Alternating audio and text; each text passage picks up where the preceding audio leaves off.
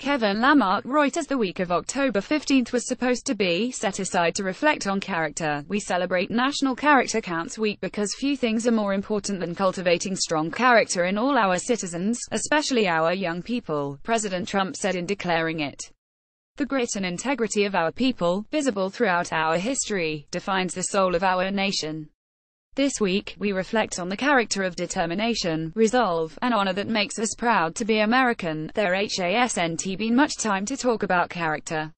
Instead, politics this week has been dominated by a peculiar scandal, beginning with one off-base remark from the president on Monday, that has managed to somehow leave everyone it touches worse off than they were at the start of the week, including the president, his chief of staff and spokeswoman, a member of Congress, and the family of a Special Forces soldier killed in Niger earlier this month.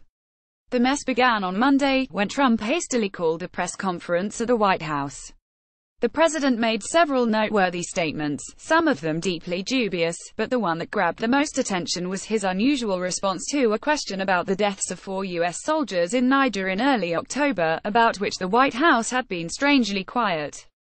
For whatever reason, Trump took that as a personal attack on how effectively he had offered condolences to the families, not an attack that anyone had made, though one about which, as the next few days would show, Trump had reason to be defensive. Trump made two statements: first, that he had tried to call the family of every service member killed on his watch, and second, that previous presidents had not been so generous in their consolations. The second of those claims was immediately debunked. Even within the course of the press conference, Trump was induced to tone it down, but the following day he doubled down on the claim, demanding that reporters ask whether President Obama had called John Kelly, the White House chief of staff and a former general, after his son was killed in Afghanistan. This was a surprising step because Kelly had in the past strenuously tried to avoid discussing his son's death publicly. On the narrow question, Trump was truthful. Obama didn't call Kelly, though Kelly himself later said this was not a sign of negligent consolation. The first of Trump's claims was only a little slower to fall apart. Reporters found that Trump had not called around half of the families of fallen service members. In some cases, he hadn't even written, and in one, he had offered $25,000 but never delivered. Meanwhile, Trump, now under pressure, hastened to call the family of Sergeant LaDavid Johnson, one of the soldiers killed in Niger. The Tuesday night call didn't go well. In an apparent attempt at honoring the Call of Duty soldiers feel, Trump told widow Michelle Johnson that her husband knew what he was signing up for. His ham-fisted condolence upset the family, and left them feeling disrespected, per Johnson's mother. The contents of the call became public when Representative Frederica Wilson revealed them on TV. That set off a new battle between Johnson and the administration. Trump called her account a total fabrication and said he had proof.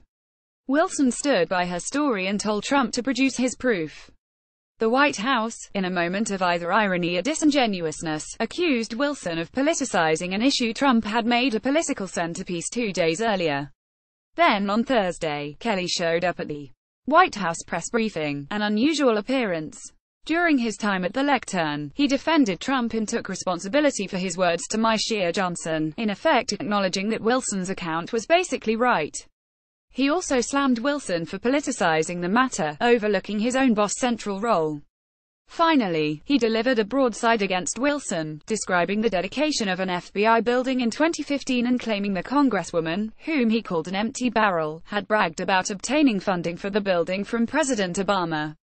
Wilson, known for her loud hats, is no shrinking violet, but as it turned out, Kelly's version of what happened was not any more true than the things Trump had said earlier. Florida newspapers promptly turned up video that showed Kelly was wrong, and that Wilson had said nothing about funds, though she had noted her role in getting the Miramar, Florida, building named for 2 slain FBI officers. It's entirely possible that Kelly, who was clearly emotional about the question of Gold Star families, innocently misremembered what had happened in Florida.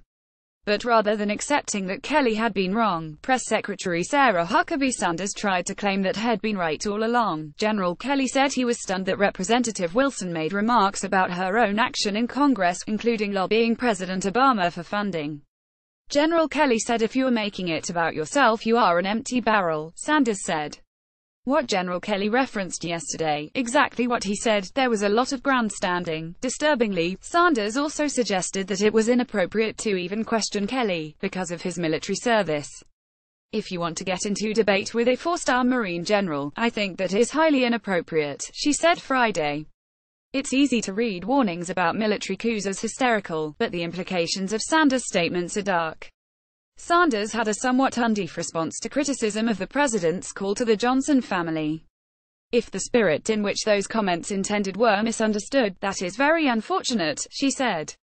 But as the president has said, as General Kelly said, who has a very deep understanding of what that individual will be going through, his comments were very sympathetic, very respectful, and that was the spirit in which the president intended them.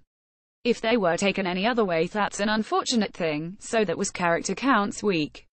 First the president, and then his chief of staff, made a series of easily disprovable false claims. Trump, by needlessly calling attention to his condolences to soldiers, revealed himself to have been negligent. Meanwhile, his untruths about both calling the soldiers and, based on Kelly's account, the content of his call have managed to somehow even further degrade his honesty. Kelly, too, has besmirched himself. Like H.R. McMaster, he entered the Trump administration enjoying nearly universal respect. As with McMaster, after his flimsy spin for Trump disclosing classified information in May, Kelly is demonstrating how quickly the job of defending Trump can destroy a carefully earned reputation. Between his own inaccurate account of the Florida event and Sanders doubling down on his version, reporters will now know just how seriously to take Kelly when the White House next sends him out to try to clean things up. Sanders, with her dubious defense of Trump and Kelly and her politicization attack, has also undermined her credibility. Wilson has been dragged into a public fight with the president. And perhaps most sadly, the Johnson family, whatever Trump's intentions, has come out feeling disrespected. Character can be hard to define, but we see it in everyday acts, Trump wrote in his declaration for the week. It is refined by our choices, large and small, and manifested in what we do when we think no one is paying attention. In the days that followed, the nation has been treated to a display of how choices great and small, made when everyone is paying attention, can lead to fiasco.